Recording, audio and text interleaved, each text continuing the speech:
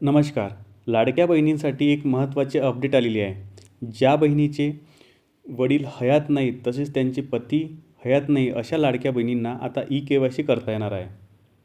आणखी एक महत्त्वाचे म्हणजे आधी काही बहिणींनी ई-के-वाय-सी केली आहे, पण त्यामध्ये त्यांच्याकडून पर्याय निवडताना संभ्रम असल्यामुळे ई-के-वाय-सी करताना चुका झाल्या असल्यास त्या दुरुस्त करता येतील. त्याबाबत महाराष्ट्र गव्हर्नमेंटने शासन निर्णय जारी केला आहे, तो आपण बघूया.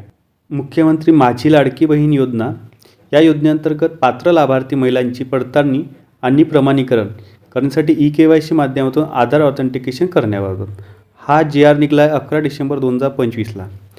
ही आहे प्रस्तावना आणि आपण शासन परिपत्रक पाहू.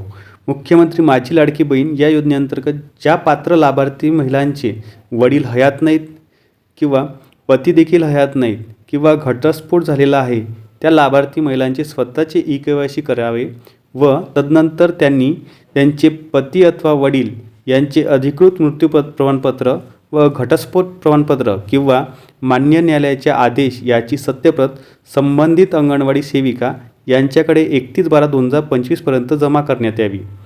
सदरची प्रक्रिया ही ऑफलाईन पद्धतीने करायची आहे.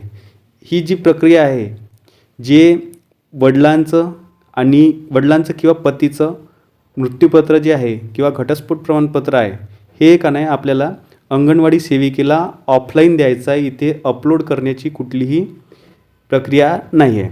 तसेच त्यांनी या योजनेच्या ladkibhin.maharashtra.gov.in या वेब पोर्टलवर वरील ई-के-वाय-सी प्रक्रिया ऑनलाईन पद्धतीने अंतिम करणे आवश्यक असल्याने त्या वेब पोर्टलवर आवश्यक त्या सुधारणा करण्यात आलेल्या आहे. त्या अनुषंगाने या पात्र लाभार्थी महिलांनी योजनेच्या पोर्टलवर भेट देऊन ई-के-वाय-सी प्रक्रिया पूर्ण करायची आहे. सदर योजनेतील ज्या पात्र लाभार्थी महिलांना ई-के-वाय-सी प्रक्रिया पूर्ण केलेली आहे व त्यांच्याकडून पर्याय निवडताना काही चुका झाल्या असतील, तर अशा लाभार्थ्यांना पुनश्च योजनेच्या वेब पोर्टलवर ई-के-वाय-सी प्रक्रिया पूर्ण करण्याची एक अंतिम संधी वन टाईम ॲडिट ऑप्शन दिनांक 31/12/2025 उपलब्ध करून देण्यात आलेला आहे. तथापि सदर संधी ही शेवटची संधी असणार आहे.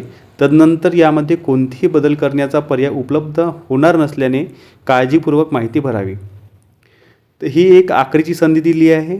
आपल्याकडून जर काही चुका झाल्या असतील तर त्या चुका दुरुस्त करता येणार. जे आपण होय किंवा नाही टिक करताना काही लाडक्या बहिणींच्या हातून नाही हे ऑप्शन जर सिलेक्ट झाले असेल तेव्हा, तर आता तुम्हाला परत एकदा ई-के-वाय-सी करायची आहे आणि तुम्ही बरोबर ऑप्शन निवडू शकता. तर ही के-वाय-सी सर्व लाडक्या बहिणींना करणे अनिवार्य आहे आणि ती 31 डिसेंबरपूर्वी करायची आहे. धन्यवाद.